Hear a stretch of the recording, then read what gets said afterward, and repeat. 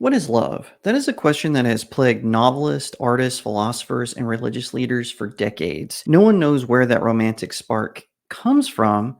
However, some have a unique connection. Very few have experienced this, but it is the slaying of innocent victims. Some couples came together for the united desire to torture innocent men and women, sometimes children. You may not believe it, but these couples are not united by similar interests or even by love at first sight. Instead, some couples come together by taking the lives of others. Some serial killers target victims because of their twisted view of love. The motives vary. While some of these couples are interested in fulfilling lustful desires, others are motivated simply by money. Yes, it is true. The life of a serial killer can bring two terrifying people together for a spree that traumatizes whole cities and countries. These five couples who are the subject of today's videos are some of the cruelest and most evil men and women you will hear about. Let's talk about it. These are terrifying couples who have targeted others to fulfill some bizarre sense of romance. These five couples are some of the most terrifying you will ever hear about, committing some truly horrific and brutal crimes. Let me warn you, the content is disturbing.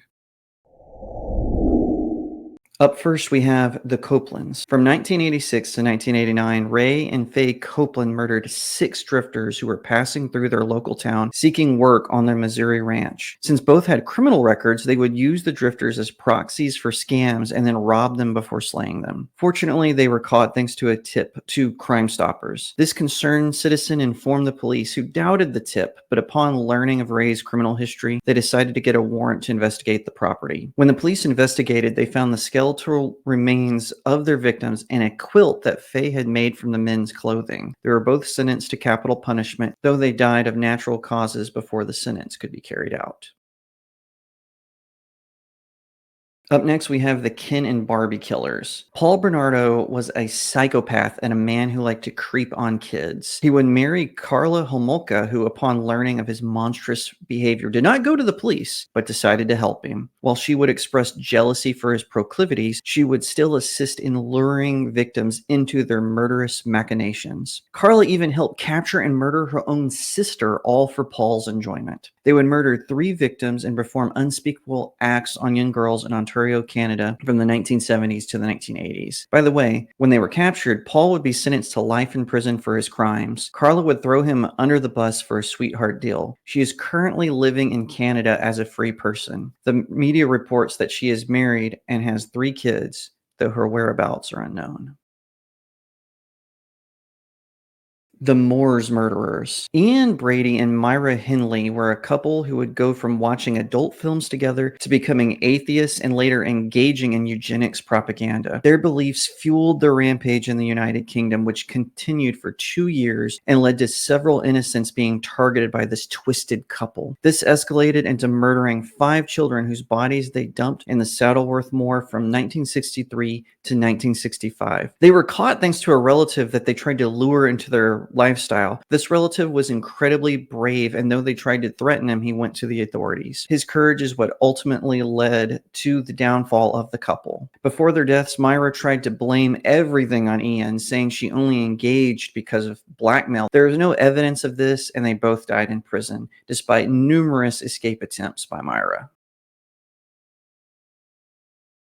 The Lonely Hearts Killers. Raymond Fernandez was a con man who would use Lonely Hearts ads to lure women and steal money from them. However, when he targeted Martha Beck, he found a partner in crime. Martha Beck was a single mother and a nurse who would abandon her own kids to go on this spree with Raymond. Originally seeing her as a pawn, he would truly fall in love with her, and she would ultimately help him in his nefarious activities. Martha would become jealous when he tried to woo his targets, and the two soon escalated from money schemes to murder. The pair would be responsible for slaying 3 women across the northeast sections of America. They were caught when a neighbor heard screams coming from a woman and her child when the couple targeted a single mother. The pair would be executed for their crimes in 1951. The Lethal Lovers. Blonde nurse Kathy Wood began cheating on her husband with fellow nurse Gwendolyn Graham in 1987. The two worked in a Michigan nursing home where they murdered 5 patients with various methods of poisoning. After the affair, Woods confessed to the murders to her ex-husband, who immediately went to the police. Woods turned on Graham in order to reach a plea bargain, blaming her former lover for the murders, but Graham's family insists that it was Woods who was the instigator. Wood was released in 2020 and is a free person. Graham remains behind bars. Love is a burning thing, as Johnny Cash once sang. In the cases of these killer couples, they burned others. Couples who kill are something that gets overlooked in discussions about true crime, but they are a key component that should not be ignored. I mean, no one knows how one partner convinces the other to join in crimes. It could be jealousy, greed, threats, or a shared violent tendency. In the case of these couples, it is clear that they had no empathy for their victims and would have continued to slay if they had not been caught. Thank you for watching. I hope you liked this video. If you do, be sure to like, share, and subscribe here at Studio Jake After Dark. If you would like to learn more about the couples through a dedicated video for each one, let me know in the comments section below, or if you have a suggestion for another topic. I cover urban legends, true crime, web mysteries, all kinds of stuff. Don't forget you can support me on my locals community. The link is in the description. And don't forget to ask, what happens when you turn out the lights?